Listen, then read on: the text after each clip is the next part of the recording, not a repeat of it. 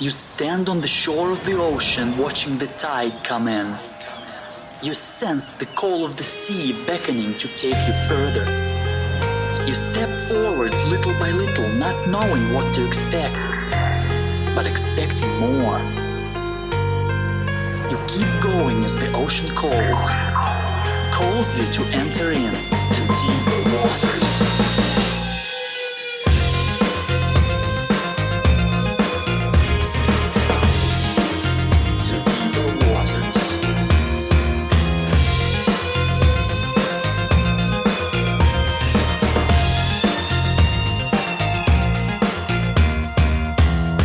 Everyone, welcome to the Deeper Waters podcast. I am Nick Peters, your host, seeking to bring you the very best in Christian scholarship and apologetics, and today is no exception.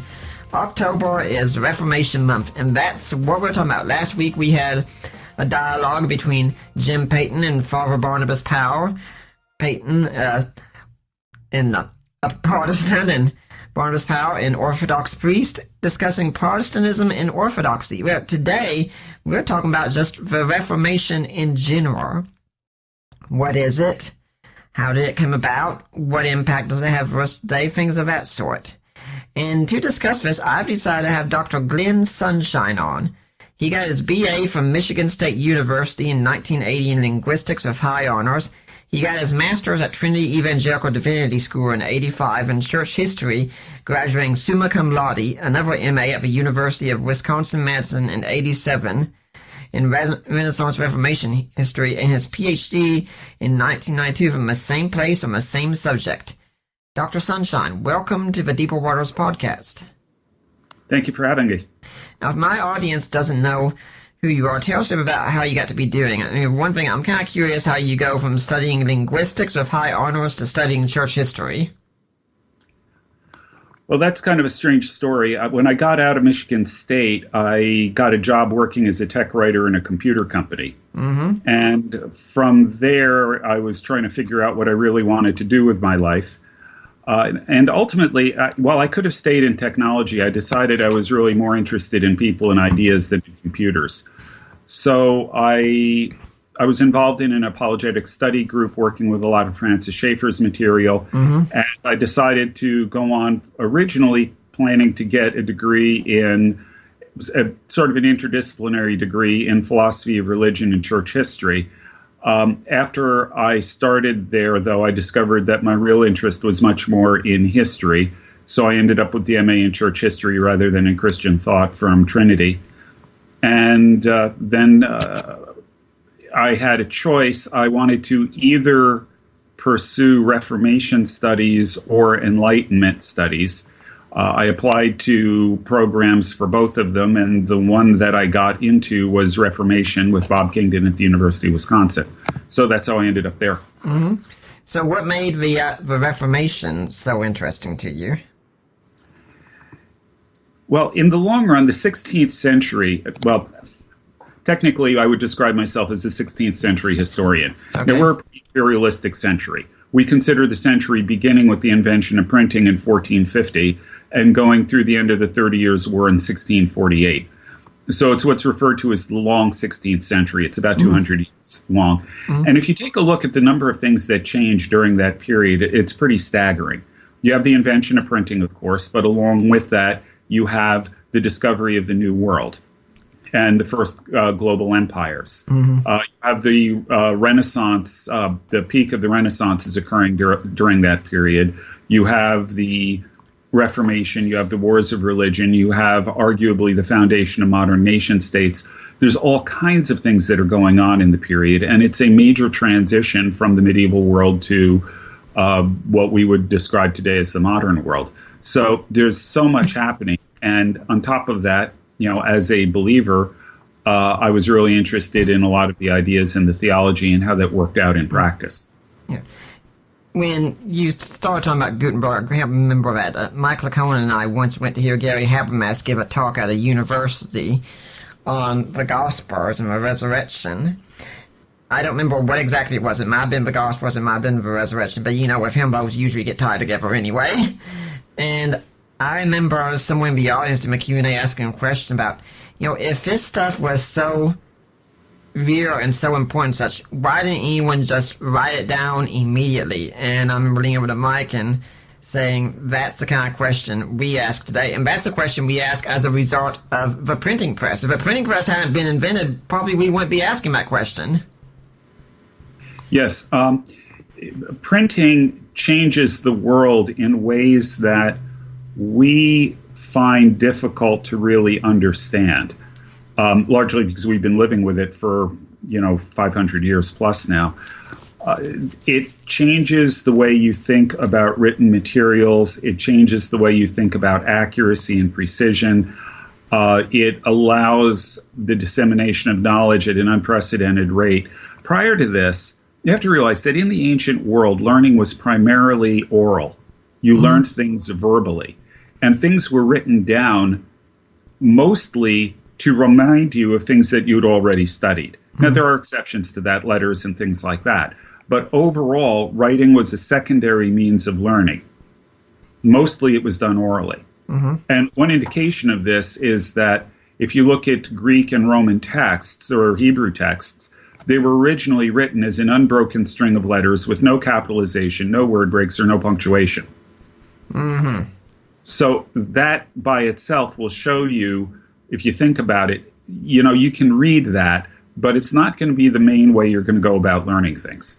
It's mostly there to remind you of things you've already studied. With a number of changes that occur actually in the early Middle Ages in how books are written, writing can become a primary means of learning. And then with the printing press, it becomes possible to accumulate enough books from enough different sources and authors that you can become self-taught in areas, and it's a stimulus to creativity. Yeah, I think the closest comparison we could have today would be the coming of the internet and the digital age. I mean, something that's even changed in my lifetime, for instance. Usually, when I was growing up, you could go to your church and you have people say, open up your Bibles. But yeah, I've told my wife, said, today we can come to church and they'd say, turn on your Bibles. And it would be fully accurate because I could bring my Kindle with me and read the Bible that way. And heck, even right now, in the past, if you wanted to do an interview with someone, it'd probably be on a radio station. You'd have to call in and such. Now it's on Skype, and it radically changes things. But so the digital age, I think, would be our closest comparison to the print age, wouldn't it? Yes, and what most people don't realize is the impact that the internet and e-communication is having on the way we think about things. Printing shaped our minds in really pretty profound ways, and it changed a whole lot of things, like I said, most of which, I mean, I could go through a list of them, but I don't think that's really worthwhile right now. The fact that we have digital devices in our pocket and Google always available changes in substantial ways the way we think, the way we learn. And I mean, I don't want to sound like a Luddite here, but frankly, not for the better. Think about it like this. The way you learn things is, it's like your mind has a lot of hooks in it. And to learn something, you have to find a hook to hang it on. You learn by association, in other words. You associate one thing with another, and that's how you remember things, and that's how you learn. The more hooks you have, the broader the base of learning you can have, and the broader the number of perspectives you can bring to bear on a subject. With Google, you no longer have to learn things. If you want a fact, you just simply look it up, and then you've got it for when you need it, and then you promptly forget it. What that means is you're not installing hooks in your mind. And as a result, your ability to see things from a variety of perspectives shrinks. Your ability to learn things, to remember things shrink. The amount of knowledge you have actually accessible to you in your mind, which is the only knowledge that counts really when it comes to thinking issues through, that shrinks. The internet has had a kind of devastating effect, I would argue, just on the basis of my observations in my university classes. It's had a devastating impact on our ability to think and our ability to understand stuff. Yeah, I'm thinking of a couple of authors right now. One I haven't got to read yet, but Nicholas Carr's work, The Shadows, What the Internet is Doing to Our Brains. And when I have read Mark Bauerlein's book, The Dumbest Generation, How the Digital Age Stupefies Young Americans, and I think it's subtitled Never Trust Anyone Under 30. Mm-hmm. Yeah, it's, now it's worth noting that the comparison to that, to printing, or actually even simply the invention of paper, I just argued that the internet has resulted in a kind of atrophying of our ability to learn and our ability to think through issues. In a sense, paper did the same thing. Because once it becomes possible to write things down, you no longer have to remember them. Mm-hmm. And the net result is memory has atrophied. We do not remember things as well as the people did before the advent of writing and before widespread literacy and the ready availability of writing materials. Mm-hmm. We simply don't. An illustration of that, think about reading books to a toddler. Mm-hmm. After you've read a book to a toddler once or twice, the toddler has the whole thing memorized. And the reason, now, they'd still like you to read to them because they like the interaction. But if the toddler wants to go through that book sometime and you're not there, they have to remember it because they can't read. Mm-hmm. And because they have to remember it, they do remember it. Mm-hmm. Yeah. We don't have to, so we don't. Our memories are weaker. Well, it'd be fascinating to spend the whole show talking about this, but we gotta focus on the Reformation still. Sure. So, what is the Reformation exactly? Well, there's a lot of different answers to that, but fundamentally, I would argue that it is a theological movement that came up in the early years of the 16th century. It was triggered by a lot of blatant abuses in the Catholic Church. But rather than just going after the abuses, it went after underlying doctrines that the Protestant reformers believed caused those abuses to happen. Mm. And as a result, it represents a major change in Christian theology, and creates one of the major branches of the Christian church today. Mm. So I'm guessing you probably, based on what you said, you're thinking that maybe the Protestants, when they first went this route, they didn't handle it the right way? No, I wouldn't say that necessarily. Well, yes, they didn't handle it the right way, but nobody ever does. We're human. Yeah. I think that a lot of what happened during the Reformation was necessary and was biblically appropriate. Mm-hmm. But having said that, it does produce one of the major branches in Christendom that is really different and has a number of distinctives from the other ones, meaning the Catholic and the Orthodox. Mm-hmm. So what kind of changes are we talking about that took place? What did the reformers see that needed to be done? Okay, well, let's just start from the beginning. Let's take a look at what the situation was as you're moving into the 16th century in Europe with the Catholic Church. Okay. In order to understand why the Reformation happens, you have to know what it's changing from. Mm. So, in the early 16th century, the Catholic Church was, frankly, in one of its worst states in history. The Catholic Church, like any organization, goes through its ups and downs. There are times when there are reformers. There are times when there are people who are corrupt. Actually, both of those are present at every time and in every place. It's just a question of which one had the upper hand. In the 16th century, early 16th century, it's clear that corruption was winning. And you can see this from top to bottom. The papacy was essentially a political power, and it was built around promoting, in many cases, promoting family interests and things like that. There was very little sense for most of the Renaissance popes of the true spiritual mission of the papacy.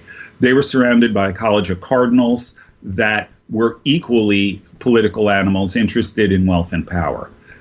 Below that level, you have the bishops. The bishops are typically political appointees, younger sons of nobles, and it's a way for the family to increase its clout and its prestige and to provide for a good source of funding for the son, so that the son can live well. So many of the bishops, most of the bishops really are not really that interested in their spiritual duties. They're interested in wealth and power. Then you get down to the local parish priests. When the plague ran through Europe in the mid-14th century, it's worth noting that of all of the different segments of society, the clergy had the highest fatality rate. And that's because many of the priests were very serious about their duties and went around ministering to plague victims and therefore contracted plague themselves. Mm-hmm. The ones that were left over were frequently the ones who were less serious and who had run away. But one way or another, the church needed more priests. So what ends up happening is they begin lowering the standards for admission to the priesthood, with the net result that by the early 16th century, you have a lot of priests who are there because they see this as a way of earning a cushy living. Many of them are illiterate. They don't even understand the Latin of the Mass that they chant. And a significant number of them have, concubines, women that they're living with. They're not allowed to marry, but they have de facto common law wives. Now, the bishops who are supposed to be overseeing them don't really care about much of these things. And in particular, if you read the account books of bishops, many of them actually seem to be actively encouraging priests to take concubines because in their annual visitation, the annual calling of the clergy to have them give account of their diocese, they can fine the priests for having a concubine. And in the account books, you find them actually actively encouraging priests to have concubines because there's a regular line in the ledger for the collection of fines from priests with concubines. So they see this as a moneymaker for them. Mm-hmm. So that's the state of the church. And the net result of this is that although you get anti-clerical jokes throughout the Middle Ages, there's a huge upturn of them in the 15th century leading into the 16th century, to the point where, you know how we have genre jokes? You know, if I tell you, okay, there was a blonde, you generally know where the joke's going to go. There are the stereotypes there, or a lawyer, whatever. If I said there was a monk, it was probably going to be about drinking. If I said it was a priest or a nun, it was going to be about sex. Mm-hmm. That's the level to which the reputation of the clergy had sunk. So there was a screaming need for reform in the church.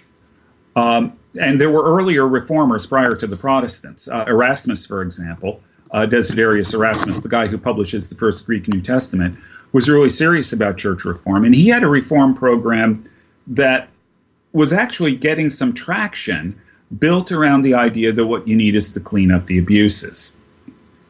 Now, his reform program got derailed because of Martin Luther.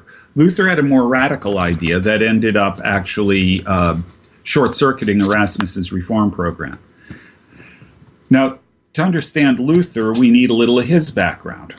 He'd originally been planning to go to law school, but he got caught in a very violent thunderstorm and was convinced he was about to die, to be hit by lightning.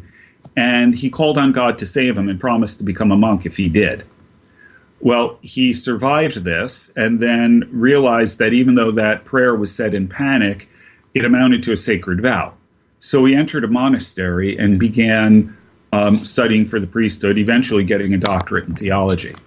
But while he was in the monastery, remember, he was planning to be a lawyer, and many people believe we'd still remember him as one of the great legal minds in European history if he hadn't taken his detour to the monastery. And it appears, according to R.C. Sproul at least, it appears that what happened with Luther in the monastery is he began looking at Scripture. And when asked what the greatest commandment is, Jesus replied, "Love the Lord your God with all your heart, soul, mind, and strength." Luther looked at this and started trying to evaluate himself in light of that commandment. Because if that's the greatest commandment, not loving God must be the greatest sin. Mm-hmm. Makes sense. So, well, how do we do on this? With all your heart. Let's just keep it simple. It's more, it's deeper than this. But let's just say your heart's your emotions. Okay. Can you honestly say that all of your emotions are wrapped up in the love of God? Heck no. Everyone that isn't is a mortal sin. Mm-hmm. What about your soul? Again, it's more complicated. Let's call that your will. Is your will completely wrapped up in your love of God? I wish. Mortal sin. Your mind, all your thoughts, your strength, all of your physical actions. Let's say most time we don't want to know. Right. So, yeah, and Luther, that's true of all of us. And Luther looked at himself and said, I am a walking mortal sin. Everything I do is tainted by the fact that It's not being done completely. Remember, it's your whole heart, soul, mind, and strength. It's not. It's tainted because it's not completely occupied with the love of God. And so Luther was in a panic over this. He started going to his confessor. He was confessing his sins. He would literally spend hours every day with his confessor. Now, I've got to believe that Johann Staupitz, Luther's confessor, has got a special place in heaven for having to put up with this guy. I'm just saying he was getting sick of it for quite a while. Yeah. At one point, he told Luther, Martin, you have not confessed anything remotely interesting in weeks. Go away and don't come back until you've done something worth talking about. Mm-hmm. Now, none of this is giving Luther any relief. He goes on a pilgrimage to Rome. He just sees massive amounts of corruption there. He's got clear eyes. He understands what's going on. And he comes back in despair over the state of the church and over the state of his soul. And then one day, he was studying in a tower room, and he had what he called his tower experience. And he seems to have been reading in the book of Romans, maybe some St. Augustine, but something jumped out at him. And we're not sure, he doesn't go into a great deal of detail exactly what it was. But the key seems to be the phrase, the righteousness of God. Mm-hmm. Now, remember Erasmus's Greek New Testament. We don't know for sure if this is it, but this is a good way of getting at it. The grammatical construction in Latin for the righteousness of God refers to, well, God's own righteousness, God's standards of righteousness, God's absolute unbending holiness, that kind of thing.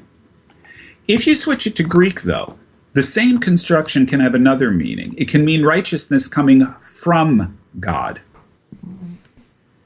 And it seems, whether or not that was the route Luther got there, it seems that that was the idea that struck him.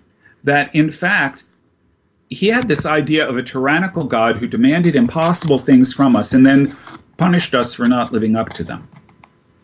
What he suddenly realized is that the God that's portrayed in Scripture isn't like that. Yes, he has absolute standards. Yes, he is completely holy. Yes, we can't possibly live up to the standards he has for us.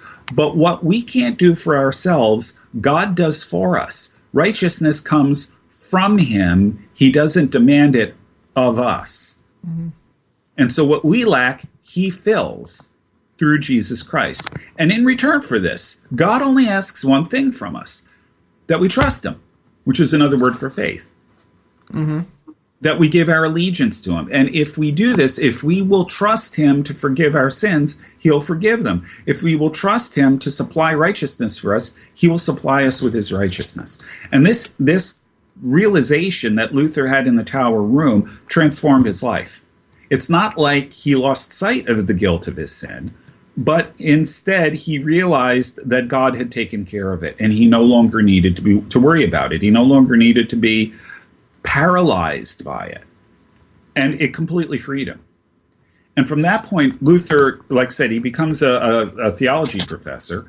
He develops a new system of theology, known originally as the New Theology or the Wittenberg theology, after where he was teaching, based on this as its core idea. And he develops all of the rest of his theology around this idea of salvation through Christ and through Christ alone. And that's the beginning of Protestantism. Mm-hmm. I think it is a biblically faithful understanding. I think it is a very rich and valuable insight. What I will say, however, is that this does not mean that Catholic or Orthodox theology is all wrong. Just as sort of a personal note here, I believe that things like the atonement, what Jesus did on the cross, is something that is so profound and so theologically rich that it can be understood correctly in multiple ways. The problem becomes when we insist that our way of looking at it is the only legitimate way. Thus, for example, in the Orthodox Church, their understanding of salvation is less built around these kinds of legal ideas that we use in the West, and it's built around the idea of theosis, which, to quote the words of Peter, it's becoming partakers of the divine nature. It's it's becoming more and more like Christ. It's actually the idea that Paul talks about when he says we are in Christ. They emphasize the theosis idea. And if you look at Protestant reformers, they have similar ideas. But the problem comes in when we say that Christ's atonement is only a matter of forgiveness of sins or only a matter of theosis, when in fact it's both. Mm-hmm. It has much greater significance than any one of our theological systems can really account for completely. Mm-hmm. So when you ask the question, when I said that a new branch of Christianity emerges at this point, you asked whether I thought that was a good or a bad thing. Yes, I think it's a good thing, because it brings out other aspects of theology that were lost to the other systems, or that were invisible to the other systems. Yeah. So Luther's insight on justification by faith, I would say, is exactly correct. Yeah. He got it right. Mm-hmm. And that enriches our understanding of God and enriches our understanding of the way he works with us and with the world. I've heard that it's been said that each branch kind of brings its own thing to Christianity, that the Orthodox really bring in the idea of beauty and mysticism and such, that the Catholics bring in the idea of organization and such, and I'd say if anything, the Protestants bring in the idea of the importance of the book in the mind, because we are people of the book entirely. Yes, I would add to that with the Catholic side, no one does moral theology better than the Catholics. Mm-hmm. Yeah, I would add that in as another important contribution from them. Yeah. So let's go back to Martin Luther here, then, and what he's got going on. Mm-hmm. Now, he goes and he has these concerns of what he sees going on in the Catholic Church. And it's not just him. I mean, Erasmus and several other Catholics were saying these kinds of things as well. And he goes and he writes these 95 Theses and puts them on a Wittenberg door. And that's really just a way of having, when you say, hey, let's start a conversation here, I think. Right. And what happens from there? Yeah, just as a clarification here. Okay. The key thing about Luther, the thing that distinguishes Luther from Erasmus, is that Erasmus is looking at all the abusive practices within the church, and he thinks that the solution for the abusive practices is to end the abusive practices. Mm-hmm. Luther says the abusive practices are in the church because its theology is wrong. It's not thinking about the gospel rightly. And because it's not thinking about the gospel rightly, it's doing the wrong things. Mm-hmm. So Luther's idea is more radical than Erasmus. Erasmus is basically just straighten up and fly right. Mm-hmm. Okay. Luther's is, no, we've got to go right back to the start and rethink everything in light of the proper recovery of the gospel. Mm-hmm. Now, in the case of the 95 Theses, that's itself a long story, but basically that was a response to a specific abusive situation that had come up within the Catholic Church. And it's grossly abusive, really, by anybody's standards. Any honest Catholic theologian would have criticized that indulgence sale. Okay, mm-hmm. Luther tacks up the 95 Theses. And what ends up happening, now, in this period, the way academics worked is you would challenge people to debates. You didn't have exams or term papers. You had debates in school. Mm-hmm. Theologians, professors debated. That's what you did. So the 95 Theses were theses that Luther put up that he said he wanted to debate with a particular group of people who actually weren't allowed into Saxony, but that takes us too far afield. So these were intended to be an academic exercise, a proposal, as you said, for discussion and debate. It turns out, however, that Luther claims he didn't know this was going to happen. I don't really believe him. But some of his students took them down, had them translated into German, the common language, and then brought them to a printer. Mm-hmm. And it became a runaway bestseller. The 95 Theses became a major seller all across Germany. So to jump in right quick, we could probably say if it had been for a printing press, the Reformation would have never happened. That's correct. Luther himself said God invented the printing press to reform his church. Okay. So with printing, Luther's ideas spread far and wide across Germany, and suddenly Luther is catapulted into a major debate, and this has now become a major issue within the church, because people aren't, they're questioning all kinds of things. Now, the trick here is, like I said, any Catholic theologian, any honest Catholic theologian would have criticized this indulgence sale. However, the trick with the 95 Theses is how Luther went about criticizing the indulgence sale. The 95 Theses went after the indulgences from the perspective of Luther's new theology. And although Luther himself hadn't thought it through yet, the implications of Luther's ideas moved into a lot of things other than just selling indulgences. It called into question papal authority. It called into question the authority of the church. It called into question church tradition. It called into question issues of free will and predestination. There were a ton of things that, not directly stated, but that were implied in the 95 Theses that raised a host of other questions. And so the net result is, over the next few years, there'll be several other discussions, debates, things like that, until finally in 1520, 3 years after the 95 Theses, the Pope, really worried about the impact of all of this on the German church and frankly on his revenue, orders Luther to recant everything or be excommunicated.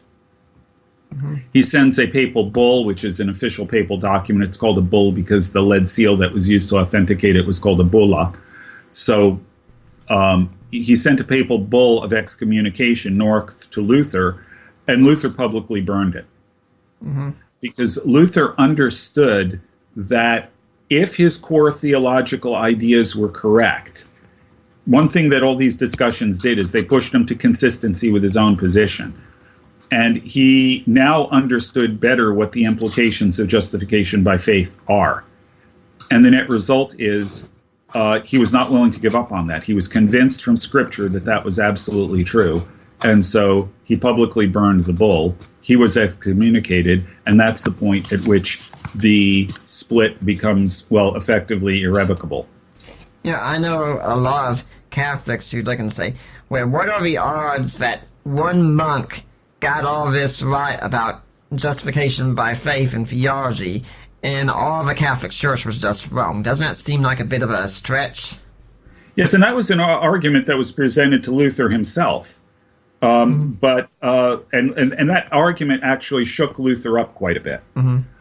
But it turns out that if you go back to, for example, St. Augustine, Augustine holds a view of salvation very similar to Luther's. As a matter of fact, the Presbyterian theologian, 19th century Presbyterian B.B. Warfield, said that what the Protestant Reformation was, he said it represented the triumph of Augustine's doctrine of grace over Augustine's doctrine of the church. So yes, this is in fact an issue, and it was one that Luther himself, like I said, was aware of. But again, well, we'd have to talk about how Luther got his ideas. And it turns out that I would argue that what happened with Luther was, all right, well, let's contrast Erasmus. What these guys are Renaissance humanists. Luther was certainly heavily influenced by humanism. Erasmus is a humanist. Now, when we talk about humanism today, we mean something a little bit different from what it meant in the Renaissance. Today, humanism is really a philosophy. In the Renaissance, it was a curriculum of studies and a method of analyzing texts. And to understand the difference here, in the scholastics in the Middle Ages would analyze, let's say you wanted to study, well, a book of the Bible. Let's say you wanted to study Romans. You would have the text of Romans, but along with that, you would have a whole bunch of things called glosses, which are essentially paraphrases, and commentaries on it. And you would never approach the text in it for its own sake. You would always approach it through the glosses and commentaries. And so what you're seeing isn't necessarily the text, but it's what everybody has been saying about the text for centuries. The humanists come along and say, well, wait a minute. These ancient writers that we're studying, when they wrote things down, they expected people to understand them. Let's get rid of all this extra crud that's built up around it. Let's get rid of the glosses and commentaries, and let's just analyze the text for itself. Let's assume that these guys were smart enough to write things down in a way that was understandable. So what they do is they go to the text and they analyze the text by itself without the glosses and commentaries. They study rhetorical devices, they study how the argument is framed, all of these kinds of things. In fact, they study texts. The Renaissance humanists are studying texts much the way we would today. Our approach is really based on what they were doing. Now, here's the trick. The other thing about Renaissance humanists is that many of them were intensely practical people. They really weren't interested in a lot of speculative stuff. They weren't interested in abstract philosophy or abstract theology, things like that, which is why when Erasmus comes up with a reform program, he builds it around correcting abuses. He builds it around practical issues. He's not interested in theological questions. Luther, on the other hand, is a trained theologian. He was trained using the traditional methods of scholasticism, but he also started getting really interested in humanism, which they called the New Learning in that period. He got interested in the New Learning and started trying to apply humanist methods to the biblical text. However, unlike Erasmus, Luther had theological interests. And so he asked theological questions, which Erasmus didn't do, but he used new methodologies to answer those questions based on the humanists. The old questions with new methodologies give you new answers. Okay? And since those answers are based on an actual reading of the biblical text, rather than on glosses and commentaries and things like that, I would say the answers are more reliable. They are, in fact, more faithful to the biblical text than the ones that the scholastics were coming up with. Okay. So you also said the emperors are getting concerned because as soon as these 95 Theses were going out, it was either the emperor or the pope. I think it was the pope. The pope was losing revenue. Why is that? Is it because indulgences weren't coming in as much? That's part of it. The indulgence sale dried up, which didn't affect the pope directly, but indirectly. But also Luther's increasing criticism of the pope was leading to a decrease in money coming in from Germany. It was leading to a decrease in his authority and the respect that he was held in, all of these kinds of things. The church as an institution was the largest landowner in Europe. It was the wealthiest organization in Europe. And lots of money were funneled from all over Europe to Rome. That's how St. Peter's Basilica ended up being built. Now, it's worth noting the Pope at this time was nonetheless spending money so fast he bankrupted the papacy. But having said that, anything that threatens papal authority, papal prestige, and papal power, which Luther's ideas very clearly did by this point, was a threat to Rome. And so the popes really felt like they needed to respond to this. Now, some on the Catholic side might also say, Luther going and making something like this and saying as if the gospel was lost. I mean, isn't that kind of the same thing the Mormons did? How is Luther being different from the Mormons? Well, Luther's being different from the Mormons in that he's actually basing his on the biblical scriptures, not on new texts that have come out of nowhere. Yeah. I would say fundamentally that's the basic answer. Yeah, I was going to be a simple question, but I wanted to ask it anyway. So Luther's got this out and it's pretty much forgotten, it's been cast down. How does the Catholic Church respond? Well, as I said, they started off by responding by excommunicating him in 1520, after which is when a lot of his most strident critiques started coming out. At this point, Germany was part of a large confederation known as the Holy Roman Empire. And And one of the reasons why Luther was able to get rolling here is that the previous emperor, had died. And the new emperor wasn't elected until 1519. So this gave Luther a window of opportunity for his ideas to begin to spread. Now, the new Holy Roman Emperor was the King of Spain, Charles I. He's better known as Charles V because as Holy Roman Emperor, he was Charles V. Charles I of Spain, Charles V, Holy Roman Emperor, same guy. He decided, once he got his administration in order, he decided he needed to do something about the religious division inside the empire. So what he did was call Luther to a meeting of what was known as the Imperial Diet, or Diet, we would pronounce it in English. This was the legislature of the Holy Roman Empire. And he wanted Luther to come there to answer for the excommunication and the disruption that he brought into the church. And he promised Luther an imperial safe conduct to let him go to the Diet and to return. Okay. Now the problem with this is that a century before there was a reformer by the name of Jan Hus, who'd had many of the same ideas as Luther, who was given an imperial safe conduct to a church council. When he got there, the church council said, "You don't have to keep your word to heretics." They arrested him, put him on trial for heresy, and then burned him at the stake. And Luther had already been compared to us, and in fact, like I said, a lot of their ideas were very similar. So the question that emerges then in Luther's mind, of course, is imperial safe conduct. Is this real? This was a trap. Am I be safe on this?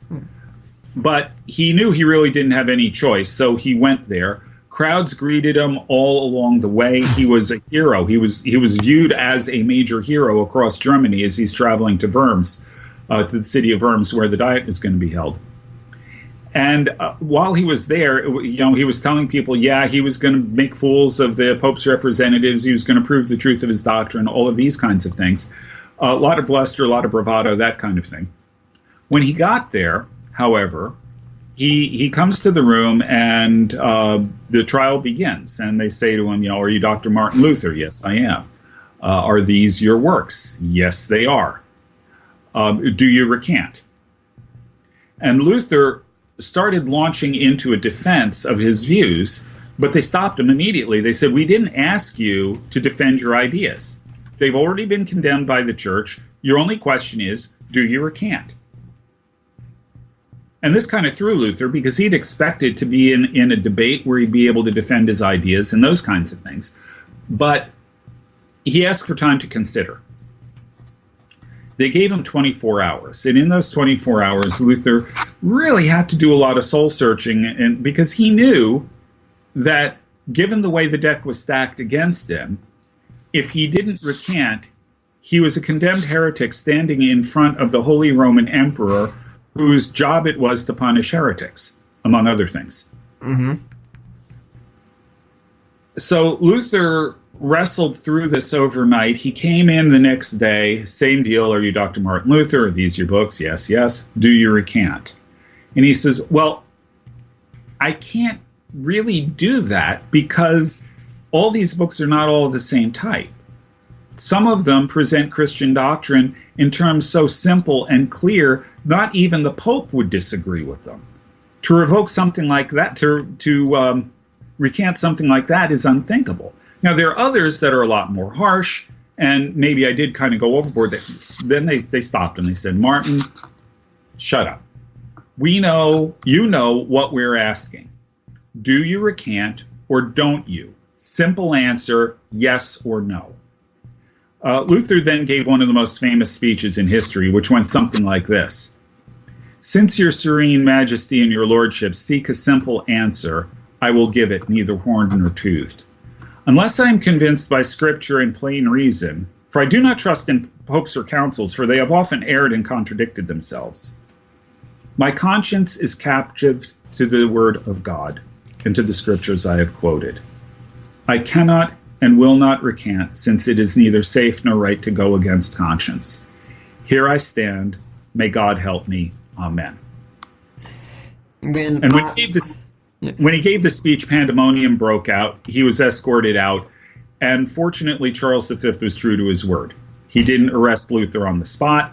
Luther left safely, but as soon as he was out of imperial territory, Charles declared him an imperial outlaw, which meant that it was open season on him. Anyone who found him could kill him on sight. When my wife and I got married, the wedding ring she got me, and I'm wearing right now, is the Martin Luther wedding ring. And when I was asked it to say I do, I was tempted to say, "Here I stand, I can do no other." Yes. Okay, so Luther now is a condemned outlaw. Pretty much you can see signs all around the whole area saying Luther season immediately. What happens next?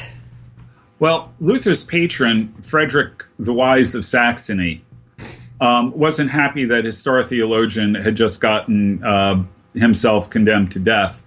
As Luther was riding back to Wittenberg, however, a group of masked horsemen charged up to the cart, grabbed him, put a sack over his head, threw him on a horse, and rode off with him. It turns out that these guys were sent by Elector Frederick because he didn't want Luther dead. He told some of his guys, look, grab Luther on the way home, take him somewhere, don't tell me where he is, because if the emperor asks, I don't want to have to lie to the emperor. So what they did is they took him to a largely abandoned castle at this point called the Wartburg, and Luther got holed up in there, living under the name Knight George. And while he was there, he directed the reform in Wittenberg by mail, and wrote some more, and most importantly, translated the New Testament into German so that the common people could read it. He would follow this up by translating the Old Testament as well. Now, when we say common people, that's even where the term, like, for the Vulgate comes from, because the vulgar language doesn't mean anything crass or dirty, Right. It meant the common language. Right. And when Jerome translated the Bible into Latin, it was the common language. However, things had changed since then. The Catholic Church had never kept up. Now, when Martin Luther is doing all this, he still sees himself as a good Catholic, in my understanding. He never really intended to start a new church. Okay, by this point, I would kind of question that. Okay. He certainly did not intend to start a new church. When Luther developed his theology, there were a lot of different variations of theology that were considered perfectly acceptable within Catholicism. And he just thought of himself as developing a better form of theology that would fit within the orbit of Catholicism. Unfortunately, like I said, he hadn't really thought through the implications of all of his ideas, and it didn't work that way. Once he's excommunicated, once he's declared an outlaw, all of these kinds of things, he basically gives up on. By this point, he's given up on the church in Rome. He doesn't think there's any hope of reforming it. He figures it just, it's hopelessly corrupt. The Pope is the Antichrist. There may be true believers within the church. Luther certainly believed that, but he thought that the whole system was so corrupt and so bad that really that was not really a true church at all.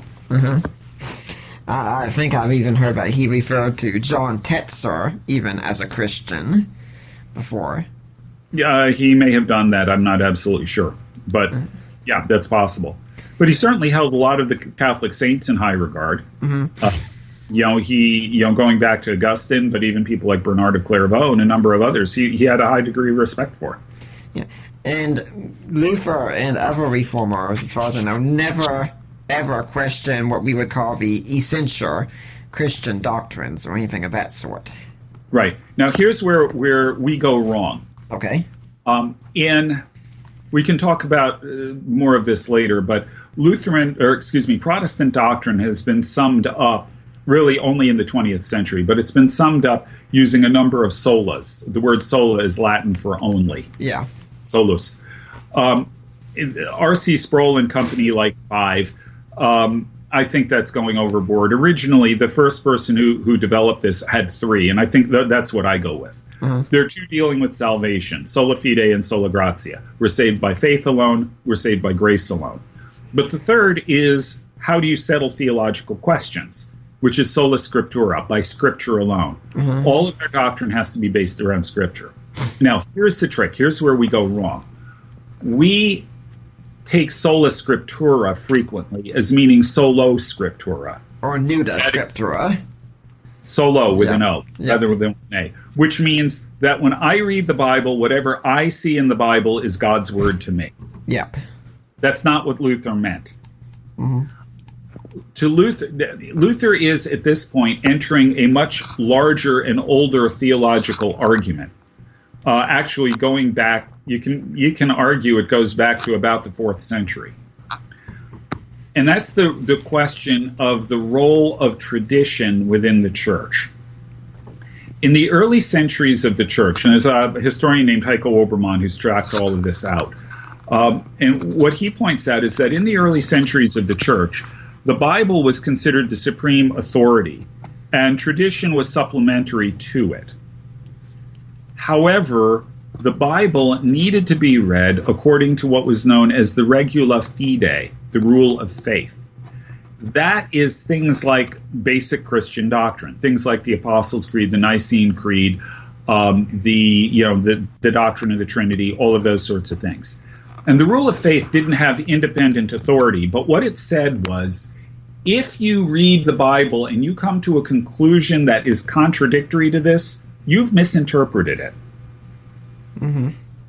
It was the core doctrines that are taught in Scripture. Now, somewhere around the 4th century, people began arguing stronger arguments that tradition can be independent of Scripture and have a degree of authority by itself. By the time you get to the Central Middle Ages, tradition, there's a debate going on between people who say, yeah, tradition and Scripture both are independent sources of authority and they're equal to each other. And others who are saying, no, Scripture alone is the source of authority interpreted according to the rule of faith. So Luther says, when Luther is arguing for Scripture alone, he's speaking in a context which implies the idea of the rule of faith. So Luther would argue that fundamental Christian doctrine about the Trinity, about the Incarnation, about the two natures of Christ, all of these kinds of things are true, not because the doctrine says that it's true, but because it's taught in Scripture, and that is why it's there in the rule of faith. The rule of faith is there as a guideline to keep us from misinterpreting Scripture. Yeah, which is why Luther doesn't have a problem with using the creeds in the liturgy. Yeah. I think there's a lot of Catholics and such, and even Orthodox that can say, well, it looks like what you did was you took one pope, got rid of him, and replaced him with a few billion other little popes. Well, you can, in fact, make that argument, except that, again, Luther, Calvin, none of the reformers believed that Scripture really should be subject to personal interpretation. That is to say, you need to read it in the context of the community, the historical community via the rule of faith, but also, well, each of the individual traditions develops their own ideas about certain aspects of what Scripture is teaching. But none of modern evangelicalism, like I said, has gone solo scriptura. That was never the intent of the reformers. It's worth noting, the separation between Catholic and Protestant churches can best be understood, I would argue, by means of a distinction that Luther himself made. There was in this period this idea, once you start to getting competitive churches, churches that are arguing against each other, where there's more than, in the Middle Ages, Catholic Church was the only game in town. No matter how corrupt it is, if you wanted to get saved, you had to do it through the Catholic Church. That's what everybody thought. Once the Catholic Church's monopoly on salvation is broken and you get these competing churches out there, how do you determine which one is the real church? Luther argued that the way you do this, and this is going to be followed by most of the reformers, especially first and even second generation reformers, he's going to argue that there are two marks of the true church. There are two things that are essential for the church to do. First of all, it has to preach the gospel rightly. The word has to be rightly preached. And secondly, the sacraments have to be rightly administered. As long as those two things are in place, word and sacrament, you've got a true church. Mm-hmm.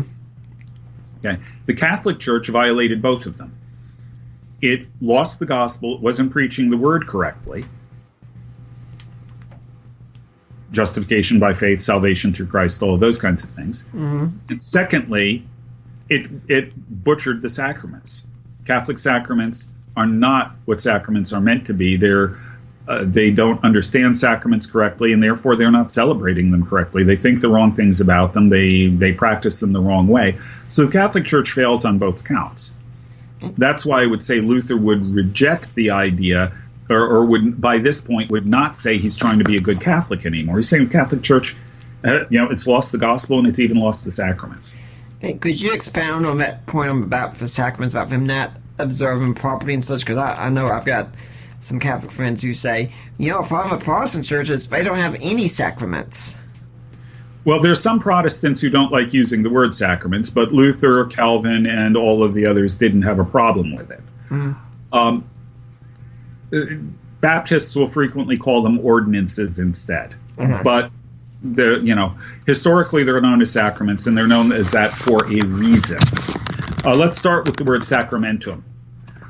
This is used, interestingly enough, in the Vulgate to translate the Greek word mysterion, mystery. A mystery in Greek, the idea is it's something that has been hidden that is now revealed. Mm-hmm. They take the word sacramentum to change that, to translate that. But the interesting thing about sacramentum is it was a word that was used in secular Latin. And what it was, what a sacramentum was a kind of oath, but it was an oath taken before the gods. And as such, you were calling on the gods to witness your oath and to enforce it. If you violated your oath, you were calling on the gods to punish you. Okay? So a sacramentum is a sacred pledge. And once you make this kind of a sacred pledge, you are a sacer in Latin. You are a person who is, in a sense, sacred, who is bound to the gods. It's interesting that the early church takes that word and uses it for baptism and for communion. These are where the intention here was that these are sacred pledges before God of your loyalty to him, your fidelity to him, your faith in him, your obedience to him, recognizing him as Lord, all of these kinds of things. Mm-hmm. And over time, now that like I said, that's the word sacrament. The church believed very, very early on that baptism and communion both carried with them some kind of special divine grace. That grace comes to you through these sacraments. They mark you in a way. Baptism particularly, you can see that as marking a person out literally before all the powers of the spiritual realm, mm-hmm. as someone who belongs to Christ. Okay? Mm-hmm. Communion, Lord's Supper, was seen as being a way of developing, as Paul puts it, you are having fellowship. The word there is koinonia, which is a word in secular Greek that means the most. It's used to describe marriage as the most intimate possible relationship between people. Paul says that in communion, in the Eucharist, in the Lord's Supper, we have fellowship, koinonia, with the body and blood of Christ. Mm-hmm. So this was believed to be a point at which there's the closest connection, the closest tie that we can have to Jesus occurs during communion. These are very early ideas in the church. Luther and Calvin and all the other reformers accepted them. They believed them. To Luther, a sacrament was something that it had to be something that Jesus specifically commanded us to do.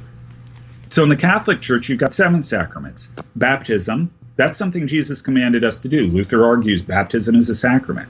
But then you go to penance. Jesus never commanded us to confess our sins to a priest. James says, confess your sins to one another and pray for one another that you may be healed. But that's about as far as it goes. It's not a command of Christ. So instead of confessing to a priest, Luther introduces a practice of a general confession of sin before the service. It's still important to confess your sins, but it's not a sacrament, and it doesn't have to be done to a priest. Next, you get communion. We talked about that one already. Sacrament, that's great. Let's use it. Confirmation, nowhere mentioned in Scripture. Jesus certainly didn't command it. Not a sacrament. Luther continues to confirm people. He says it's a good practice. It's a way of marking somebody's seriousness about being involved in the church, but it's not really, doesn't qualify as a sacrament. Marriage. Well, atheists get married, Jews get married, Buddhists get married, Hindus get married, Shintoists get married, pagans get married. How is this a Christian sacrament? Instead, it's what becomes known as a creation ordinance. It's something that God enjoins on Adam and Eve at the very beginning, and therefore it's binding on all humanity. It is not peculiarly Christian. It's not a sacrament. Jesus never commanded it. He attended a wedding, but it goes back before that. So marriage doesn't qualify as a sacrament either. It's obviously something good to do. We should do it. But holy orders. Calvin will later argue that laying on of hands at ordination qualifies as a sacrament. He says this once and only once. Luther rejected it as a sacrament because holy orders implies an entire system built around having a unique priesthood. It's the process of deacon to priest, bishop, all of these kinds of things, or becoming a monk.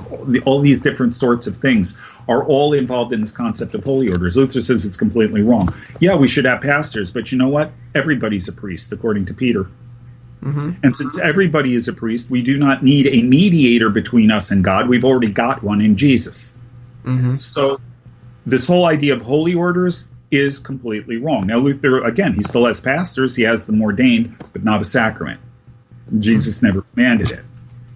And lastly, you get extreme unction or anointing the sick. And again, you see references to this elsewhere, but Jesus never commanded us to do it. And since it wasn't a command of Christ, it's not a sacrament, according to Luther.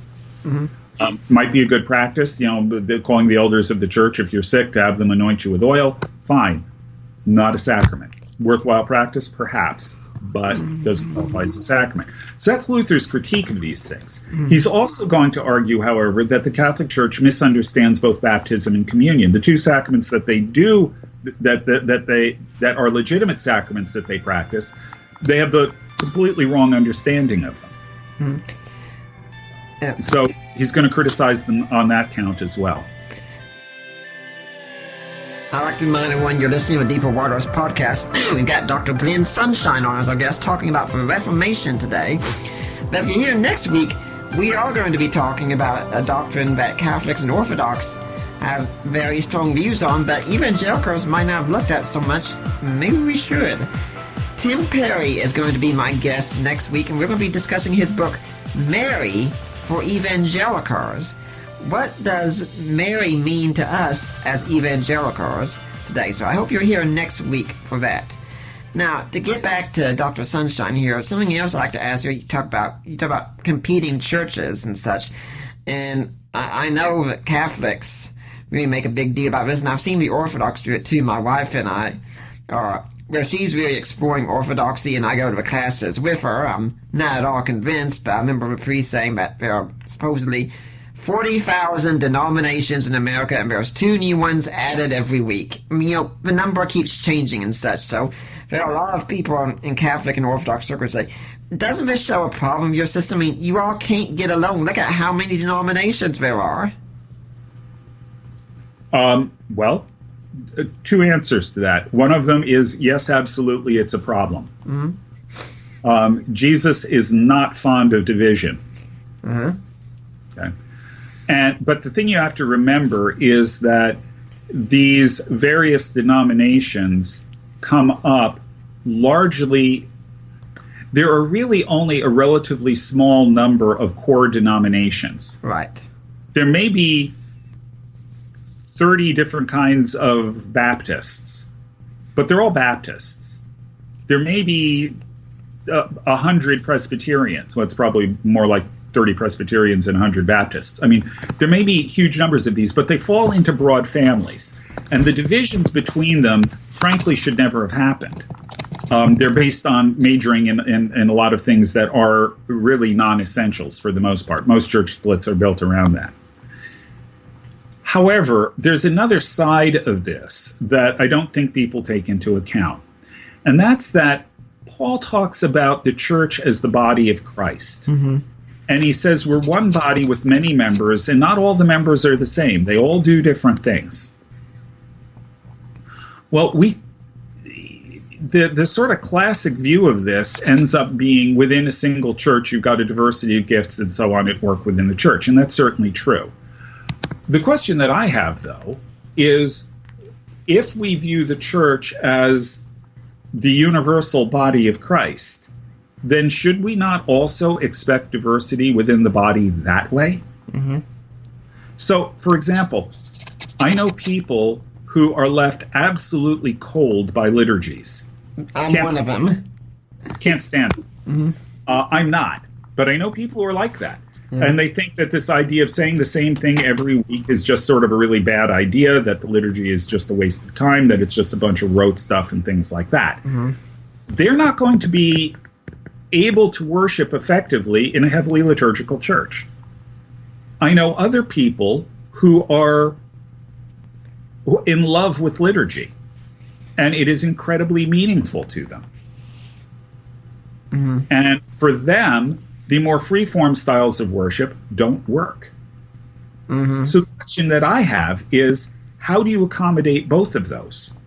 I would suggest that the diversity within the body in terms of, just to pick a simple example, styles of worship, isn't a bad thing. Yeah.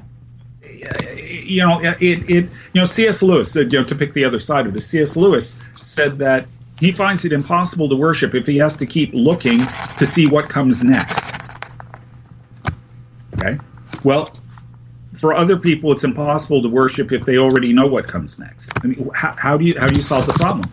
I think that some aspects of the diversity that exists within the body are good and healthy because they enable the parts of the body to worship. Similarly, in terms of ministries, there are some churches that have a tremendous desire to do foreign missions. There are other churches that are really involved in inner city work.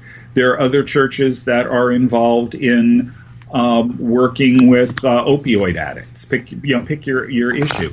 Different churches have different spheres of ministry, and whether or not that's necessarily a denominational issue, frequently it ends up being that. So it's not clear to me that yes, on one level, it is clear to me that 40,000 denominations is way too much, and that is a product of human sin. On the other hand, it is equally clear to me that diversity in churches is not a bad thing, because the churches are the body of Christ, and the body of Christ has diversity in it, according to Paul. Yeah. I like what you said about diversity. Like I said, my wife is exploring the Orthodox Church, and I know the priest that talks about liturgy over and over and over again. I go there, and it's like, oh boy, we're saying the exact same things that we said last week that I don't even believe in, and such. And it's like, this is the time I get out my Kindle.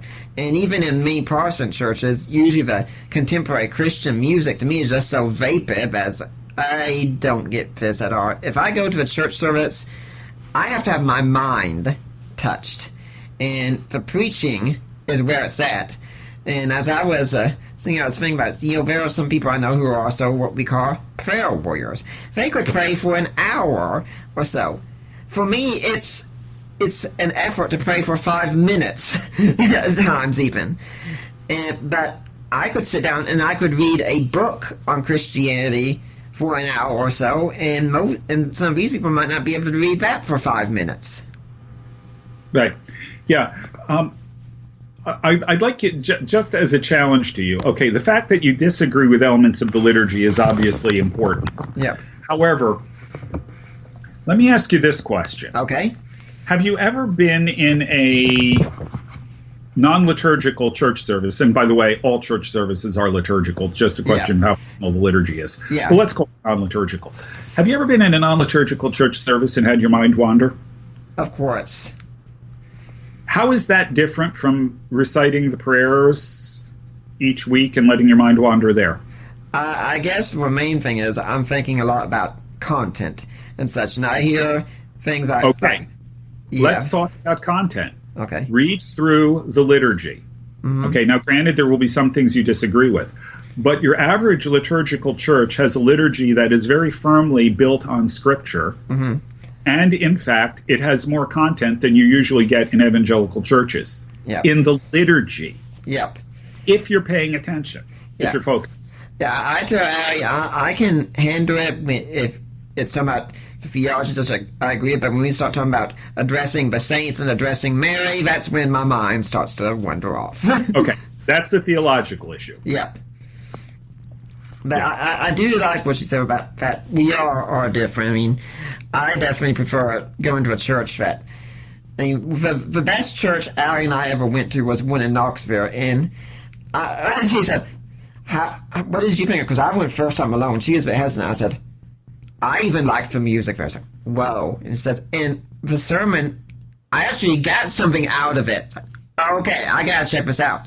And we checked it out together, and it became our home church pretty much immediately. And I've had the pastor on my show before talk about it. And one of the things I really liked also is during the service, they had a number up so that someone could text in questions if they wanted to. And at the end, the speaker would come out and he'd answer questions that were texted in. I thought, this is incredible. Yeah. Now, for some people, the intellectual stimulation is what's really important. Yep. For other people, it's aesthetic stimulation. Yeah. My wife's like that. She's an artist. Yeah. Yeah. So, as I said, I'm going back to the initial question. There's a yes and no on the problem of denominations. I think that diversity within the body is a positive thing. However, diversity should always exist in the service of unity. Yeah. And that's where we fail. Now, to get back to the whole issues going on and such, I mentioned the Orthodox Church some. We've got this Reformation, it pretty much seems to be going on between the Protestants and the Catholics. What are the Orthodox doing this whole time? Yeah, I can imagine they're pretty much sitting out there and popping some popcorn saying, we're going to sit back and enjoy this show because it doesn't matter which one of them wins us. Well, you have to remember the Orthodox world, a lot of the Orthodox world is currently being occupied by Islam. And so the Patriarch in Constantinople, for example, is right in the middle of the Ottoman Empire. What ends up happening, actually, is both the Catholics and the Protestants end up appealing to the Orthodox. They go to the Orthodox and basically lay out their case on why they're right and the other side is wrong. And the Orthodox response was essentially a plague on both your houses. Neither of you were right. So. Yeah. I like that you mentioned also the thing about Islam being there, because I understand also Martin Luther was to have his own copy of a Quran, and I think he instructed that people who were going to minister to Muslims should be reading the Quran. I have not heard that, but it wouldn't surprise me. Well, it would surprise me up to a point because Arabic printing hadn't come up yet. He'd have to get a handwritten copy of it. And then you'd have to find somebody who could translate it effectively into a language that he knew. There may be some Latin Qurans floating around by this point, but I'm not sure. If there's another criticism I usually hear about Martin Luther, it's that Luther was probably a big anti-intellectual because he kept saying all these negative things about reason over and over. Was Luther opposed to reason? Absolutely not. You have to understand Luther's statements there in light of the context he's coming out of. I mentioned scholasticism before, which is this method of study that was used where you have a text and you've got all the glosses and the commentaries and things like that around it. And in a lot of ways, the way scholasticism worked is you treated your sources as a mine out of which you would dig statements, propositions, from which you would build large, elaborate, logical chains. Okay? And that was the way theology was done.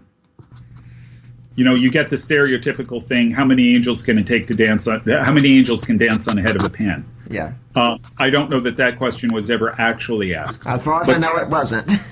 But the fact of the matter is, what they're doing is they're developing these theologies out of these long, elaborate chains of reasoning that are based on specific propositions that are taken completely out of context and spun into these very elaborate and, frankly, at times very fanciful theological systems. When Luther is attacking reason, he's thinking of that.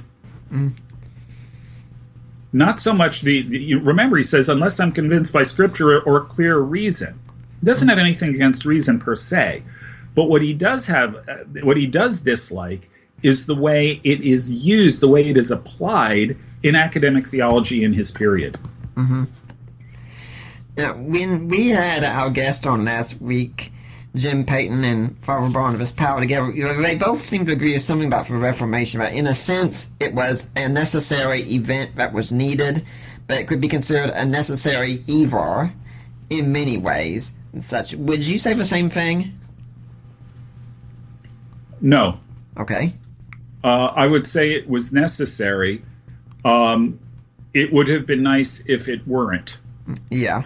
But the fact that it was necessary, there, as happens in every case, I cannot think of a single example other than Jesus.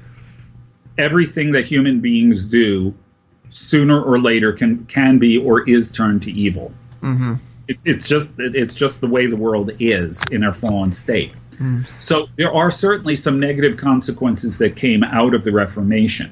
But on the whole, I would say there are far more positive results, not just in terms of the spiritual questions of salvation and issues of that sort, but in terms of its long-term impact on society. I would say the Reformation, hands down, had far more positive results than negative results in all kinds of areas.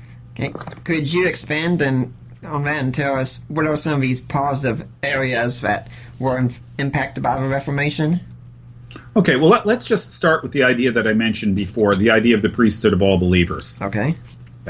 What that does, that's part of a bigger picture where the strict breakdown between the sacred and the secular that existed within the medieval Catholic Church, and to some extent still does today, that strict breakdown between the two, the strict separation, is eroded. So that increasingly, the individual no longer needs a priest to stand between him and God. He feels free to come to God individually. But if we are priests, what does that mean?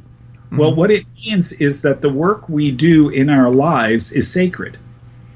And being a priest doesn't mean being the guy who does the sacraments and says the prayers and stuff like that. Being a priest means acting, if you will, as a mediator of God's grace wherever you are. So your work then becomes sacred. And this idea of the sacredness of work, this is an idea that had existed within Christianity prior to this. And you find people paying a certain amount of lip service to it, even during the Middle Ages. But what you really see is the idea that the priest is superior to everybody else because he's doing sacred work that has got eternal significance, and you're just sort of mucking around with stuff in this world that's all going to burn. So what the Reformation does, among other things, is it increases the recognition of the significance and value of this world. God, after all, after he created it, said that it was very good. Okay, and as a result, all callings, everything that you do in this world is, in fact, a sacred calling, which means that as you do your work, you should, as Paul puts it, do it as unto God, not unto men. It means you put your best effort into things. It means you see what you are doing as a means of serving God and serving your neighbor. And this leads to a totally new way of looking at work. It leads to, well, like I said, the negative side of this is in the long run, it turns into a very secularized thing in which work becomes an end completely in and of itself, not in service of God and neighbor. And, you get people who are workaholics and their entire life is their career and things like that. That's the negative side of it, where it gets taken too far. But the revaluation of the world as significant in and of itself, I think, is a tremendously important thing. It has a huge impact, like I said, on ideas of work, on ideas of vocation. In the Catholic Church, your vocation, which comes from the Latin word meaning to call, the only people who had a vocation were clergy. Increasingly, people began to recognize that God can call us into all walks of life, into any walk of life, and therefore, since God is the one who's calling us into it, it's sacred duty. So all of these ideas about work, the value of society, all of these things which lead into concepts of free markets and things of that sort, these are all products really of the Protestant Reformation. Along with this, you also see a change in the nature of family life. Again, if the priesthood of all believers is true, then in the home, well, the way that they would put it is that the first pastor of the family is the father. You get a new valuation of marriage so that celibacy is no longer seen as being spiritually superior. In fact, Luther is going to argue that marriage is spiritually superior because it teaches you all kinds of things about love and service that you cannot possibly learn as someone who is celibate. Oh, yes. So marriage and family suddenly also begin to rise in importance. And what you see, especially if you're looking at if you actually look at the literature of the period, you see a remarkable strengthening of marriages and a remarkable degree of what is technically referred to as companionate marriages, where the husband and wife see each other as companions, as complements, and as working together toward a common goal. So, and by the way, you've also in the process removed the confessor from the household. Because in the Catholic Church, you always have to have a priest who is there to act as mediator between you and God, to confess your sins to, and those kinds of things. And that always became a third person in households that were really seriously dedicated to their faith. That's now removed. The household is now a more independent unit and essentially a mini church. We can talk about education. Protestantism insisted on people getting basic literacy because they wanted them to be able to read the scriptures. And as a result, you get a huge push for public education. Even in the United States, New England public schools were created so that the people would be able to read their Bible to hold their legislators accountable for the laws they pass.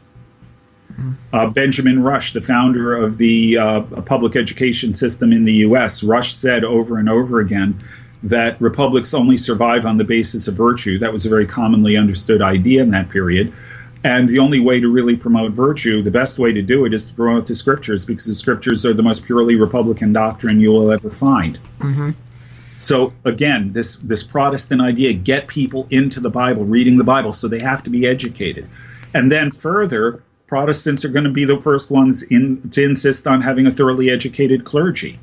This is going to lead to the production of all kinds of new colleges and universities. All of the Ivy League schools were founded to train pastors.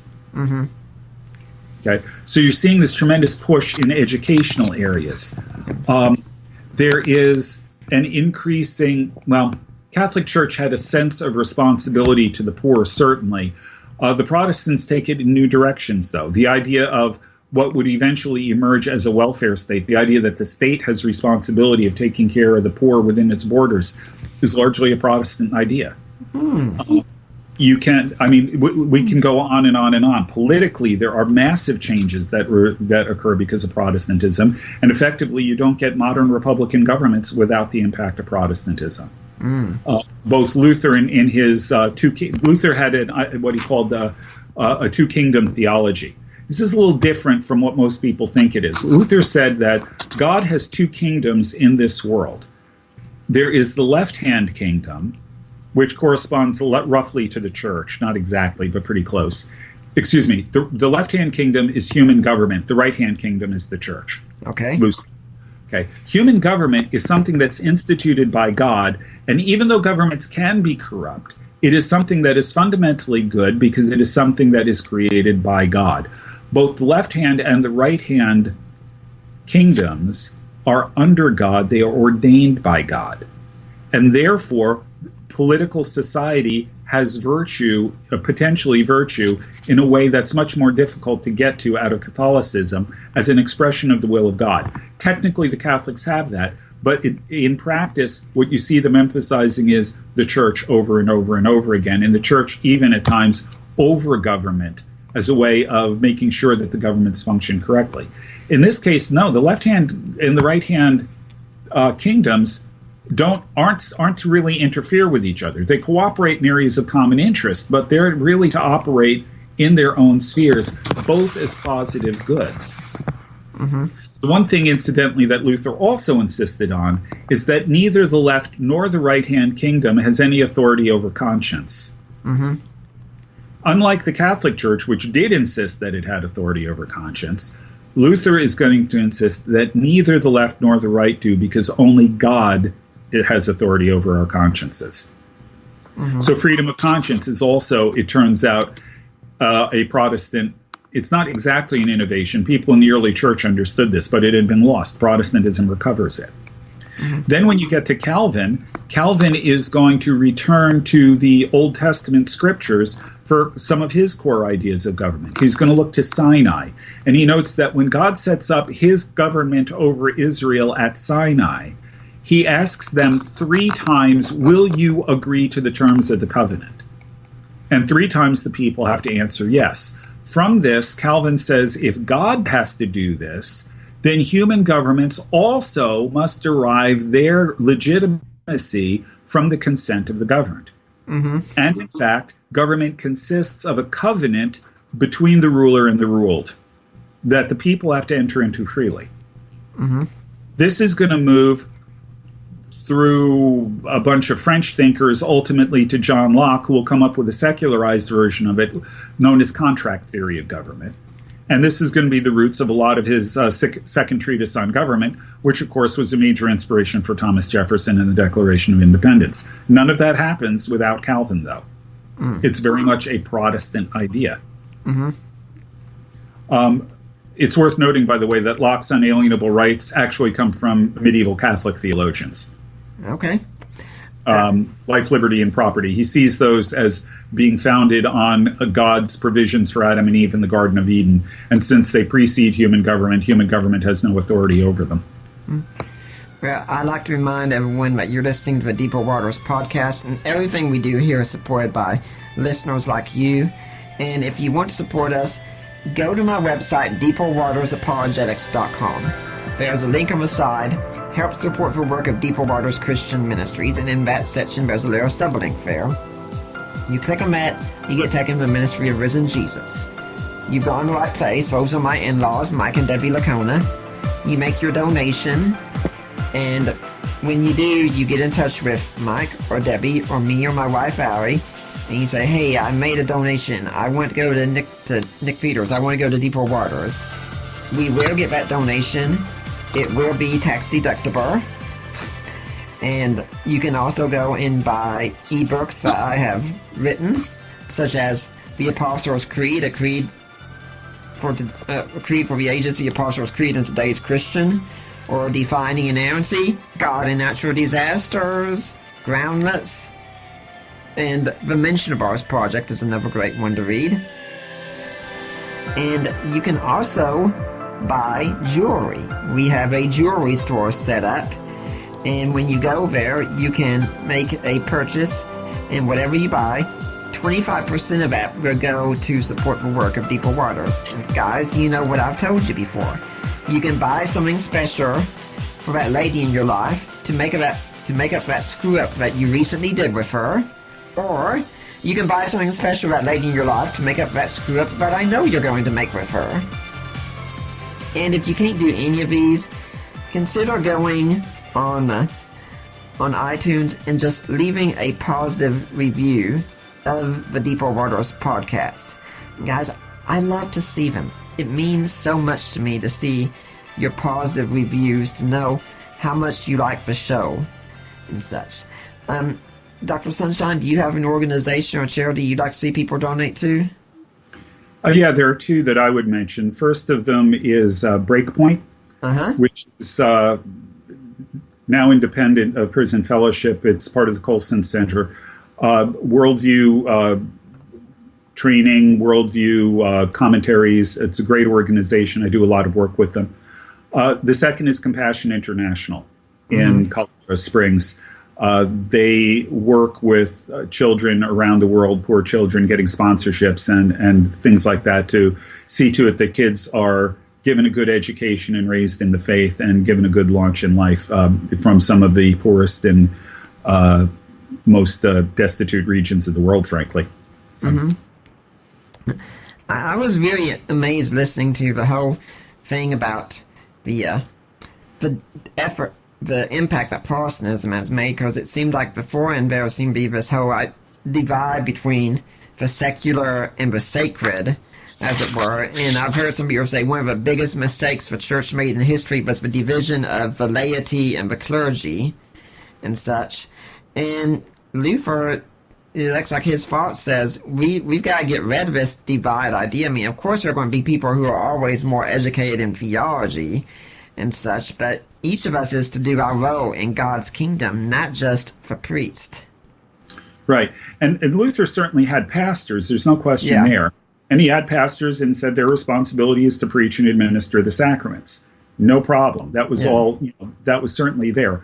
But he was also clear that pastors performed, yes, an essential role in the community, but it was no more essential than any number of other people who are, the farmers who feed people, the cobblers who put shoes on their feet, the tailors who make their clothes. All of these things are essential. You can't function without them. And so all of them are doing God's work in terms of promoting the good of their neighbor. The pastor has a particular set of responsibilities, but they're no higher than anyone else. Now, over time, that's going to change. Lutherans, like most people, most religious organizations are increasingly going to see pastors as being more spiritual or something than the rest of the people. I mean, so the core insight that was there was good. It didn't hold up as well over time. As a matter of fact, I was talking to about this indirectly with Os Guinness at one point, and Oz actually used a phrase with me that I had been starting to use as well. He said, what we really need now is a reformation of the laity. We've had a reformation of theology in the 16th century. We need a reformation of the laity now. Now, today, when I'm doing ministry, I can freely work alongside Catholics and such in many instances, but yet we see right after the Reformation took place, Catholics and Protestants are pretty much killing each other. I mean, let's face it, there's blood on both sides and such. Right. This doesn't make sense to a lot of us today. Why would this be going on over this? Well, you have to go back to sort of basic principles. In this period, it was believed that society has to be built on a foundation of truth. Because if it isn't built on truth, it's built on a lie. And if it's built on a lie, it's going to collapse. And the most fundamental truth there is out there is truth about God. God is the source of truth. He's the origin of all truth. And it is assumed then that if you get your ideas about God wrong, you are undermining the very fabric of society, and you're threatening the whole thing to come down with collapse. And that's just as sort of a natural consequence, let alone if you deliberately allow people who are heretics out there. What's God going to think of that? So you are inviting the wrath of God, and you are inviting the collapse of society, even apart from direct divine intervention, if you allow heretics out there. And further, let's take it the next step. Jesus tells us that we shouldn't fear people who can only kill the body. We should fear the one who can kill the body and afterwards throw the soul into hell. Well, the heretic is the person who is going to be spreading ideas that are so dangerous. You will be one of those people who are thrown into hell because of those ideas if you adopt them. So heretics are actually worse than murderers. The murderer can kill the body, he can't kill the soul. The heretic can kill both. For that reason, you burn heretics. And when you've got a mass movement of heretics, what do? You go to war. You go to war. No one in this period believed a religiously divided kingdom could stand. And as a result, when you get religious division, it frequently leads into warfare, civil warfare. In the case of the Schmalkaldic Wars, French Wars of Religion, arguably the Dutch Revolt, although there were other things involved there, the English Civil War, and so on.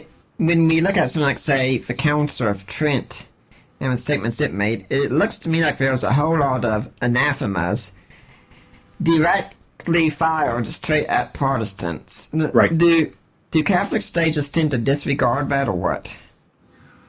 Well, what ends up happening at Trent, Trent was supposed to be a reform council. Well, actually, it was a very successful reform council of the church, but not so successful, frankly, in dealing with Protestants. What the Council of Trent did effectively when it came to Protestant criticisms of the Catholic Church, in terms of practical issues, they made a lot of really good changes. It made a lot of things Luther complained about, the Trent fixes, in terms of the abuses. But remember, the key thing about Protestantism is that it says that the problem isn't just the abuses, it's not just the practices, it's the theology that underlies it.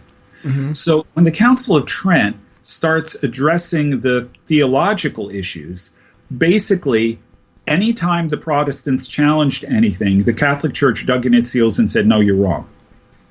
They didn't give an inch to any Protestant ideas. Now, having said that, it's a tad more complicated because there are a number of things that the Protestants challenged theologically that Trent simply did not speak about. So, for example, Trent doesn't have any statement on papal authority. It doesn't have any statement on Mary. And the reason it doesn't is there was no consensus at Trent at that time so that they could come out with a statement. They needed a consensus. So they simply ignored those, didn't say anything about them. But in all other cases, if the Protestants said, you're wrong here, the Catholics said, no, we're right, you're wrong. That's why you get all those anathemas. So it's worth noting, however, that people in the Catholic Church today, including a lot of the leaders, tend to not talk about those, tend to ignore them, frankly. They're much more ecumenically minded now than they used to be. This raises problems for people like R.C. Sproul, for example, refused to work with Catholics at all because he said these anathemas are still on the books and we can't work with them. They consider us heretics. I'm a little more ecumenical than that, but that's the reaction that a number of evangelical leaders, particularly Reformed leaders, have had. Yeah, if anything, I sometimes think nowadays the Catholic Church has gone too far. I mean, I think I've heard that Pope Francis even said an atheist could get to heaven just by doing good works and such. Yeah, he sort of implied that. The context in which that happened is he was talking to a young boy whose father had been an atheist and had died, and the boy was really scared that his father ended up in hell. And Francis gave an answer that may have been pastorally appropriate, but was theologically dubious. So how did people like, say, John Calvin and Zwingli get involved in the Reformation? Were they just people who happened to read Luther's writings, or did Luther pick them out, or what? Well, Zwingli is actually a contemporary of Luther. Calvin is a generation later. Zwingli says he came up with his ideas, justification by faith and such, on his own without reading Luther. This is possible. It turns out that even before Luther talked about justification by faith alone, there was a French scholar, a humanist scholar by the name of Lefebvre d'Etaples, who in his commentaries on Paul's epistles articulated virtually the identical doctrine, justification by grace through faith alone. And that happened 5 years before the 95 Theses. No evidence that Luther read him, at least not that work by him.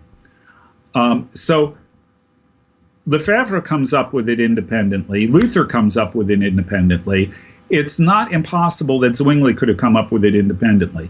What they all have in common is they're all either trained as humanists or influenced by humanists, and they all have in common interest in traditional theological questions. And again, I argued that's where justification by faith came from before. the idea that you're asking traditional questions, but you're answering them in a different way. So it's possible that all three of them in the same decade could have come up with this idea. However, the counter-argument is that when you read Zwingli, his German reveals a lot of influence from Luther.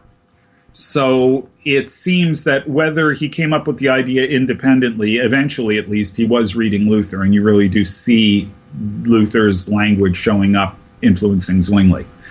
So, but in any event, the difference between Zwingli and Luther was really centered around the fact that Zwingli's reform was urban-based, whereas Luther's was based on an entire province. It was territorial, a lot more rural involvement, things like that. And the reason why that's important is the cities were the places where there was the highest literacy rate. And as a result, during this period, there was a growing demand for a more word-centered, text-centered approach to worship in the cities. So Zwingli's reform was really built around that interest, catering to that particular need.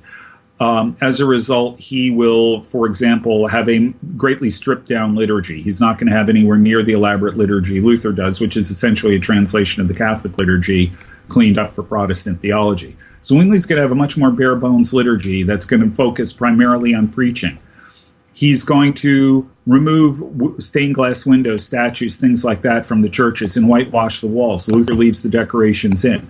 Zwingli does that, though, because he says he doesn't want anything to distract from the preaching. Luther has a fairly high view of communion in terms of the idea that the bread and wine contain the real presence of Christ. Zwingli is going to argue, no, the body and blood of Christ are not there. Christ is spiritually present there. He's not present bodily in any sense. So there'll be a number of these differences. I would argue really centered around this idea of a much, much more word-centered approach to worship, which is going to tend to downplay the significance of sacrament. But because of that, Luther and Zwingli are going to basically say, neither of you are getting the sacraments right. And since, as I said before, the two marks of the church are where the gospel is rightly preached and the sacraments are rightly administered, they don't believe that the other has a legitimate church. And the net result is that's the first major split that emerges within Protestantism. Calvin's going to be a next-generation reformer. His view of the Eucharist is somewhere between Zwingli's and Luther's. And he's going to probably, I think it's fair to say that Calvin was the best scholar and the best theological mind of the Reformation, which is why his ideas end up going farther than any of the others in terms of their influence. Yeah, Calvin seems to be pretty much synonymous with the whole idea of what we call Reformed theology. And such. Right. Technically, Zwingli's part of Reformed theology, too, but Calvin was really the 500-pound gorilla. He dominates it now. Yeah, and I say that as one who considers myself kind of a 0-point Calvinist, as it were. Which kind of seems how he says, well, do you disagree with the Reformation? No, I just don't agree with everything Calvin said. So yeah, there are a lot of... There's an entire industry surrounding criticisms and defenses of Calvin. And, we're still arguing about that in a lot of ways. I'm not a theologian, and I'm not temperamentally, these days, I used to be more argumentative. These days, I'm not temperamentally given to getting into those kinds of arguments. I'd rather just sort of focus on what we're supposed to be doing. Yeah, I'm pretty much the same way. So it's that... The Catholics did eventually have a counter-reformation, as it were. Did they ever take seriously some of Luther's ideas and such and say, okay, we do need to change some things? Well, yeah, as I said, by the way, I would be careful here. I prefer the term Catholic Reformation to Counter-Reformation. Okay. And the reason for that is Counter-Reformation suggests that everything that they're doing is simply an attempt to respond to Protestantism, when in fact a lot of things that happened during the Catholic Reformation really are internal to the Catholic Church. They're not really a response to anything outside of it. But having said that, there are certainly Counter-Reformation aspects of the Catholic Reformation. And within the Catholic Reformation, they don't, as I said before, they do a good job at cleaning up the abuses, but they reject any of Luther's ideas because to them, the problem is the abuses, their theology is fine. And again, so they're going to reject Protestant ideas, they'll reject Luther's ideas, they'll reject all of that, but they do address the issues of abuse that had been brought up by Erasmus, by Luther, and by others. Most of them, though not all, most of them are cleaned up. Now, I know when I'm at the Orthodox Church with my wife, the whole thing is still brought up often about the divisions and the body and such, and we've talked about some before. But, as long as we stick to so many of our traditions, there is going to be division in the body. What steps can we take today to bring about unity amongst the three different major traditions? Well, there are already groups out there that are working on building bridges. I would think of magazines or journals like First Things or Touchstone. Touchstone is more sort of evangelical Reformed and Orthodox. First Things is evangelical Reformed and Catholic. But that's where they lean. So there are already things that are moving forward in that direction.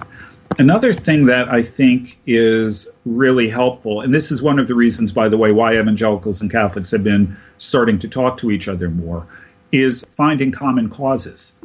So, for example, evangelicals and Catholics have really come to appreciate each other more because they're both on the battle lines of the abortion debate. Yeah. So finding ways to work together, to cooperate with each other in areas that we can agree on is always a positive thing. And the other thing I would do is I would suggest that what all sides need is a greater level of humility. To recognize that God is far bigger than we are. He's far bigger than our categories. He's far bigger than our theologies. And as a result, to say that I am right about something does not necessarily mean that someone who has a different view of it is wrong. It's possible that it's not an either or, but a both and in a lot of issues. Now, there are some where there are true contradictions, and then you have to kind of thrash that out. But I think we would be better off being a little bit more humble in recognizing that there is real truth in all of the traditions, and that what we need to do is find ways of developing a more multivalent approach to our theologies. That, rather than saying, the atonement is about forensic justification, and that's it. And if you have a different view than forensic justification, you're wrong. How about saying the atonement is about forensic justification, but it's also about a whole lot more than that, and these other traditions help us to understand and appreciate that more. In other words, we can enrich our own theology by looking into the strengths and the ideas of others. Rather than just reading our own people all the time, maybe we should start reading some of the other branches of Christianity. Read them critically, of course. Read them, with a, as an evangelical, I would say read them with the scriptures in mind. But take into account the fact that these guys have been studying the scriptures for centuries longer than we have. And they may have insights in them that we're missing. But I would say the same to them. And vice versa also applies. Yeah, I've been doing a whole lot of reading lately. I'm going to try and get back to the main areas I do read on. I've been reading the Catholic books, the Orthodox books and such, since my wife is exploring, say, hey, I want to be informed. And even going to a priest of the Orthodox Church and saying, hey, what book would you recommend? And had him go and tell me about one in his library, went and got it, read straight through it and such. And it is very helpful. I mean, it's good to hear the other sides you have to say. And in the end, I've come and said, I still am Protestant, but I have a whole lot greater appreciation now for why I am Protestant. Sure. Yeah. And, well, I'm actually talking about doing a project with a theologian named Ken Boa We're talking about possibly collaborating. I don't know anybody else who would be willing to do this, or frankly, who's crazy enough to join me in it.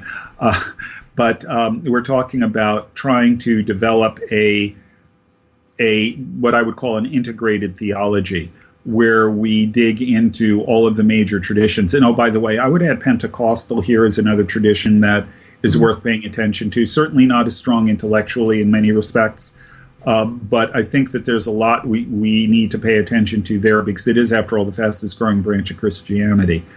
But along the way, trying to pull out the ways in which the different theologies complement each other, rather than thinking about them as contradicting, and thus coming up, for example, with a book on the atonement that pulls in all of the various major views of it, and including particularly the Orthodox theosis idea, which is one that we're really unfamiliar with, and trying to come up with a more comprehensive, bigger picture of what's going on, as a way of either bridging the gaps between the different groups and getting them to appreciate each other more and work together better, or alternately getting them all really mad at us. Well, I'd certainly be open to promoting such a work on this podcast if you're ever interested in such. Well, if we ever actually get it off the ground, I'll be sure to let you know. But as it is, here we are now, and it's about 501 years, I think, after the Reformation took place. And you've said some on this already, the difference that makes such. I mean, how can we, if we want to celebrate what happened 500 plus years ago, what are the best things we can do to honor the message that the Reformers wanted to pass on to us? Well, I would say that there are a couple of things that we should be doing. One of them is, if we really want to honor them, we need to learn more about them. So I would suggest reading some good books. If you like biographies, there are some very Metaxas's biography of Luther is good. There are a lot of good biographies of the Reformers that are out there, or just read histories. There's a boatload of very good histories of the Reformation of varying lengths. So first of all, educate yourself. The second thing, though, I would say is that we need to go back. If you are inclined to do this, I would suggest we actually read their writings. Because over the centuries, a lot of their ideas some of their ideas have been modified in positive ways. But there are some core ideas that they had that were left undeveloped and actually are now largely forgotten. And again, this goes back to this idea of the priesthood of the laity, the reformation of the laity, building on the idea of the priesthood of all believers and the sacredness of all of life. These were core ideas for Luther and other reformers, and yet somehow I think we've lost sight of them. Particularly, the Catholics certainly never really had this well, nor the Orthodox. But I was in an evangelical church for years when I was in high school, where the sense you got is that if you were really serious about your faith, you'd become a missionary. If you were sort of a slacker, you'd become a pastor. And that was the only possibility if you were serious about your faith. Now, I don't think those ideas are as widespread as they used to be. But I find it amazing how consistently, when someone really, a young person, comes to faith or, discovers Christ or, has some sort of experience, his first thought is, I need to become a pastor. What you need to do is become what God is calling you to be. And that doesn't mean necessarily, it might be a pastor, but it doesn't necessarily mean that. You don't need to think that you're a second-class Christian because you're working out in the secular world. Further, to take it a step beyond that, and this is way beyond where the Reformers were, where did we ever get the idea that the way you bring people to Christ is to take them to church? Oh, yeah. The job, according to Ephesians, the job of the leaders in the church is to equip us to do the work of ministry. So why do we think we have to subcontract our work back to the professionals rather than doing it ourselves? Mm-hmm. We are the people we should bring people to Christ and then take them to church where they can get discipled more effectively. Mm-hmm. Not the other way around. So we need to be doing that. That's all part of this reformation of the laity, which I would argue should have been an idea that came out of the Reformation. They had the core concepts, but they lost it way too fast. Mm-hmm. So these are some kind of random ideas on this. And I'd say one of the ways the laity can inform themselves is listening to shows just like this one. Well, Dr. Sunshine, we don't really have time to ask another question. I say it's been a treat here. One of the things I tell people I love getting to do about the show is I've got 2 hours to sit with a guest, and I get an education every time. And it's certainly been very informative here. If someone wants to get in touch with you, they want to find out more about this, do you have a blog, a website, an email way people can get in touch if they do want to find out that extra bit?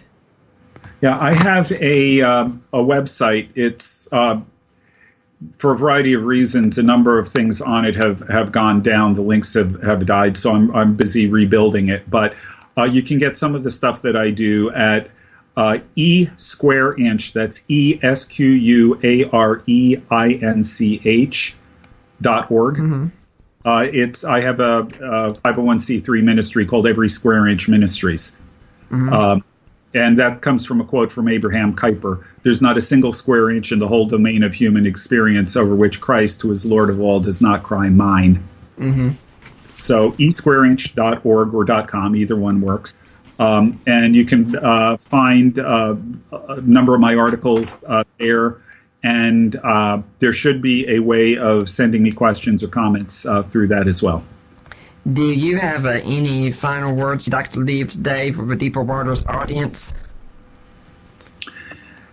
Yeah, I had talked about the I would argue, three solas of the Reformation. I think the other two, Sola Christi and Sola Deo Gloria, I don't know that they're that helpful in really understanding the Reformation. But the last one, Sola Deo Gloria, to God alone be the glory, that's got to be, it is actually a good theme for the Reformation. It's really what they were thinking and what they were trying for. And I think that's something that we should also be striving to do as well today, recognizing that, God is so much bigger than us and that we're here, our purpose in this world is to advance his kingdom. Mm-hmm. And that's what the reformers were trying to do. That's what we should be trying to do as well. Well, Dr. Sunshine, I'd like to thank you for taking your time and coming on here and talking with our audience today and such. And I hope we'll see you back here again sometime. Well, thank you for having me. For now, I'm Nick Peters, and I'm signing off.